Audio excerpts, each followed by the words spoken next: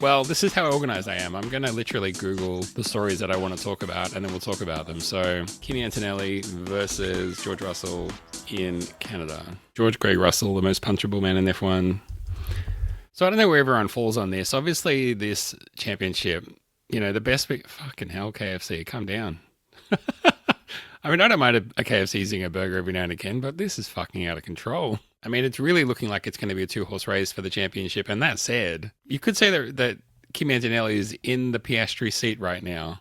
The question is, will Russell pull a Norris or not? Kimi Antonelli's European season last year was not great. So if George has a good, strong European season, even if he keeps him at bay, it takes the win more often than not. He's still absolutely in with a chance. He's already talking about, like, pressure's off. Nothing I can do about this. The pressure's off me. And Antonelli, I mean, this is what always happens is the underdog, the guy who's had the bad luck and is way behind says, pressure's off now, I feel great. And the guy who's leading by like 100 points is like, he said he feels great? He said he feels great that he's losing by 100 points? All right, I guess. I have some thoughts about what happened specifically in Canada, but let's have a listen. The fuck are we doing here? Let's have a read through this and see what motorsport.com say. The Canadian Grand Prix delivered the first on-track battle between George Russell and Kimi Antonelli. While they avoided a crash, well, did they?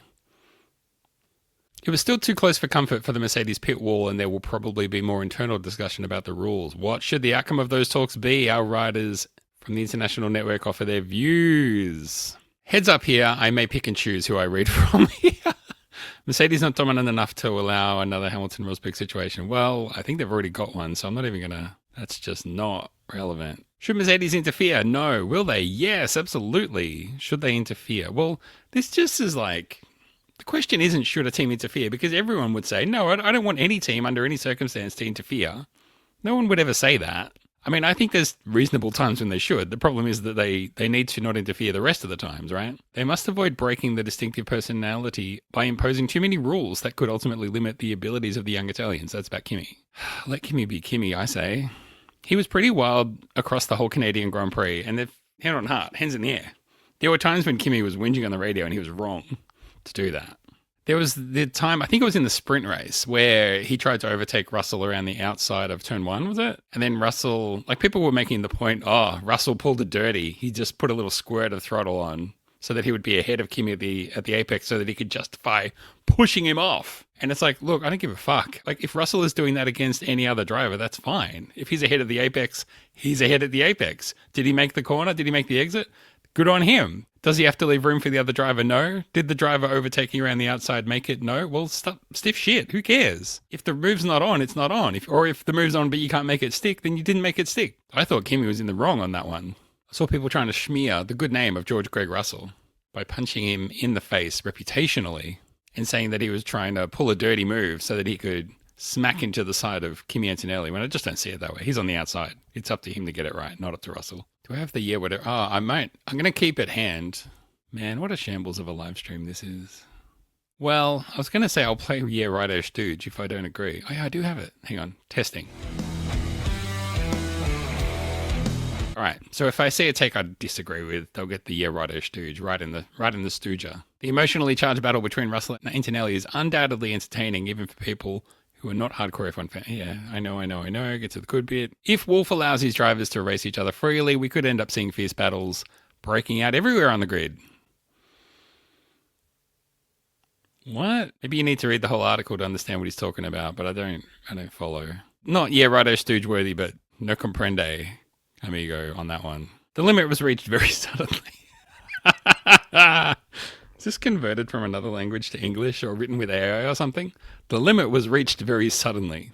Of course, Mercedes must do everything in its power to prevent the situation from escalating. The battle clearly intensified at the Canadian Grand Prix, even though there doesn't seem to be any particular animosity between the two drivers, which means we've suddenly come very close to the limit. All right. One could even say that with the near misses and close encounters, we touched that limit, and it wouldn't have taken much for things to get out of hand. The flashpoints that we had last year between Piastri and Norris were much more touching the limit than this was touching the limit.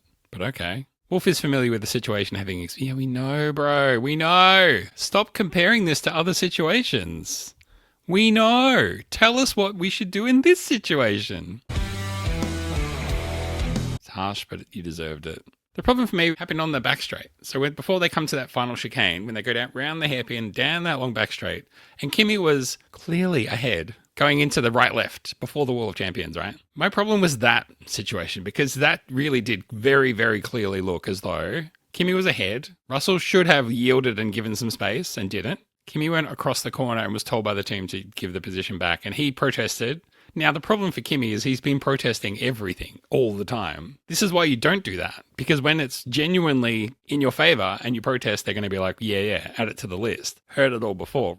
There's no indication that I've seen that the stewards told Mercedes, you should tell Kimi to give that position back or we'll penalise him. I think he shouldn't have. And I think he should have said, this is ridiculous. I was ahead. If the FIA want to give me a penalty, fine. But this is out of control and you should not be telling me to give that position back. So when George retired, I don't like seeing drivers retire, but when he retired, I was like, at least this is going to be justice for Kimi because he really deserved that more than George did, I thought, because he got rough treatment.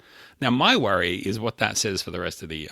If Mercedes are going to tell Kimi to give the position back to George, in a race like this, when Kimi was clearly ahead and won the corner, then what's that going to mean later on? What is it going to mean when Russell does, pull a Norris and starts charging, or Verstappen, and starts charging and closes the gap? And then there are contentious, very close battles. What are you going to do, Toto? Apparently you have lots of experience. I'm learning for the first time that you've managed drivers before. This is news to me.